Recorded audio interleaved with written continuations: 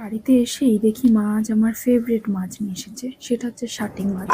তার বানাচ্ছে আজকে সর্ষে পোস্ত। তাই এখানে কালো সর্ষে, সাদা সর্ষে অল্প করে, পোস্ত আর কাঁচা লঙ্কা, এই 4টে জিনিস মা শিলে বেটে নিচ্ছে।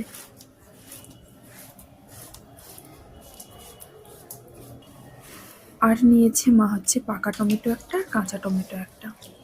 এই রান্নাটার জন্য খুবই অল্প মশলা লাগে, কিন্তু খেতে খুবই সুন্দর লাগে। যদি না বানান তাহলে বুঝতে পারবেন না।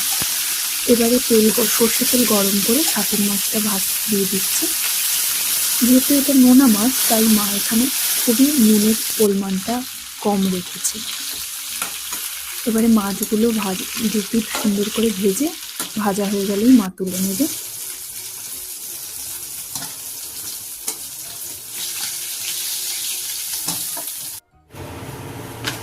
এবারে তেল গরম করে শুকনো লঙ্কা আর 5 ফোড়ন দিয়ে দিল।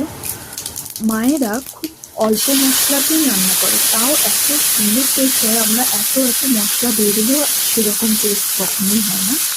এবারে মশলাগুলো একসাথে টমেটো দিয়ে মা সুন্দরভাবে কষিয়ে নিচ্ছে তরকারিটা।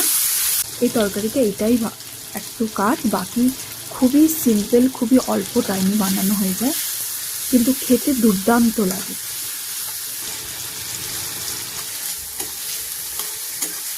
এবারে নুন হলুদ দিয়ে দেবে, আর সেই যে মশলা ধুয়ে রাখা যে জলটা সেটাই ইউজ করবে, আলাদাভাবে কোনো জল ইউজ করবে না।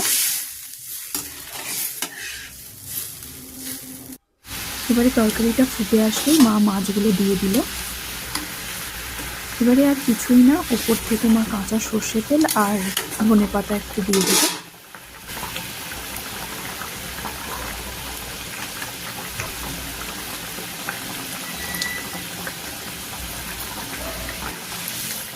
আমরা আমাদের নিজেদের ফেভারিট খাবার ভুলে গেলেও মা বাবারা কখনো ভুলে না। বাজারে গিয়ে আমার ফেভারিট মাছটাই তুলে এনেছে।